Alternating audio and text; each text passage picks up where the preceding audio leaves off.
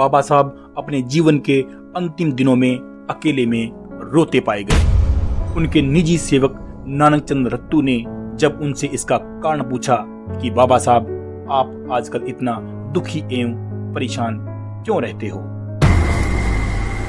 बाबा साहब का जवाब था, नानक चंद, ये जो तुम दिल्ली देख रहे हो ना, इस अकेली दिल्ली में 10,000 कर्मचारी अधिकारी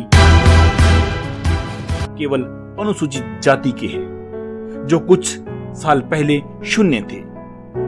अपने लोगों में पढ़े लिखे लोग पैदा करने के लिए मैंने अपनी जिंदगी का सब कुछ दांव पर लगा दिया, क्योंकि मैं समझता था कि मैं अकेला पढ़ लिख कर इतना काम कर सकता हूं।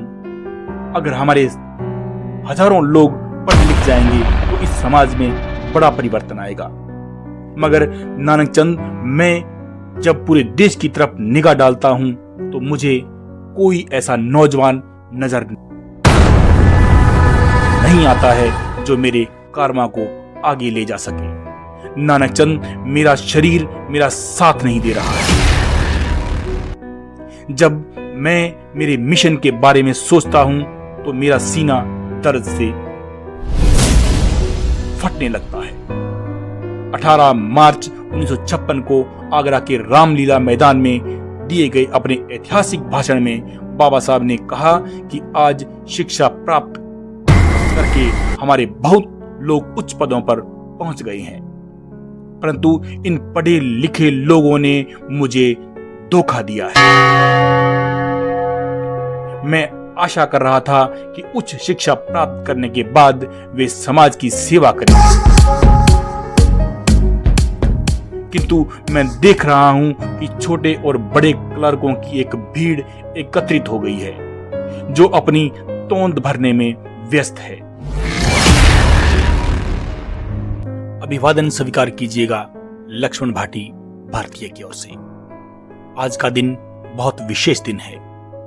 आज ही के दिन यानी 6 दिसंबर को बाबा साहब डॉक्टर भीमराव अंबेडकर, जो दलितों के मसीहा कहलाते हैं और संविधान निर्माता है, हमें छोड़कर सदा के लिए चले गए थे। आज का दिन बहुत महत्वपूर्ण दिन है।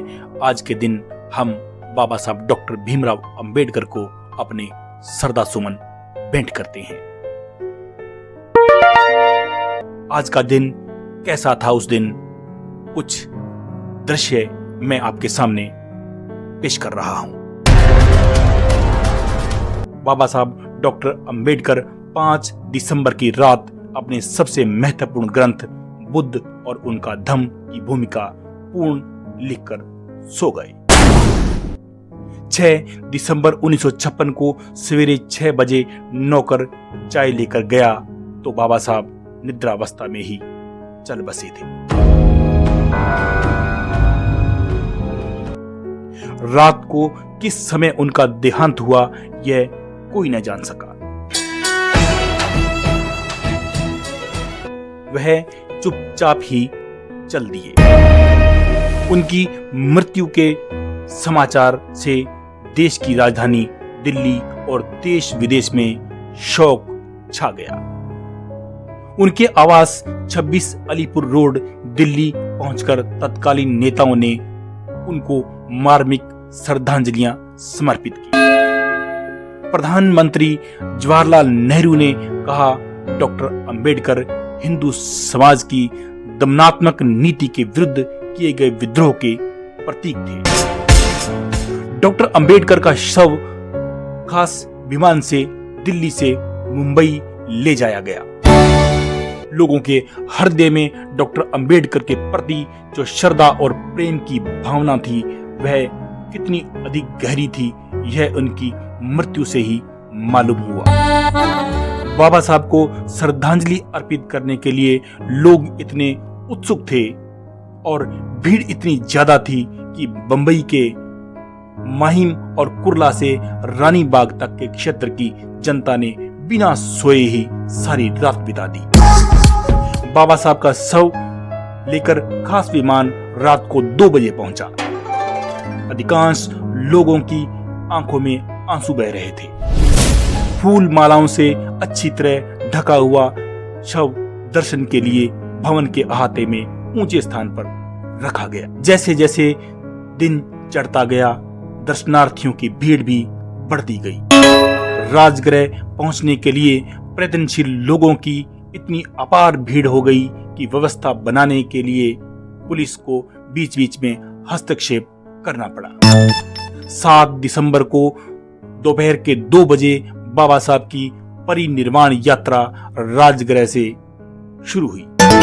इस महायात्रा में लगभग 20 लाख लोग शामिल हुए थे। सर्वत्र शोकग्रस्त लोगों की भीड़ ही भीड़ नजर आ रही थी। समस्त मार्ग पर दोनों ओर जनता खड़ी थी।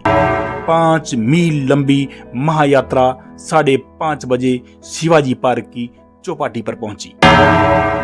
बौद्ध भिक्षुओं ने अंत्यविधि पूरी की।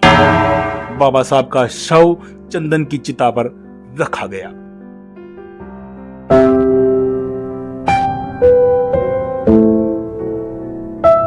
बाबा साहब के एकमात्र पुत्र यशवंतराव अंबेडकर ने अग्नि संस्कार किया। सशस्त्र पुलिस दल ने आकाश में खाली गोलियां दागकर परिनिर्वाण प्राप्त नेता के प्रति श्रद्धांजलि अर्पित की। चिता जल उठी और बाबा साहब की पार्थिव देह अनंत में विलीन हो गई।